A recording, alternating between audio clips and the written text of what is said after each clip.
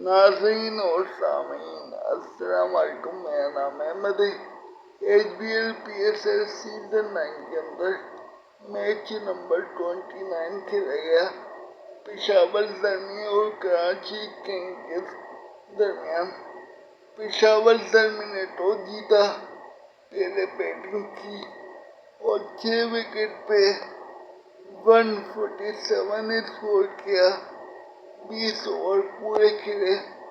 बाबर आजम 50 और सैम अयूब ने 19 run score किए।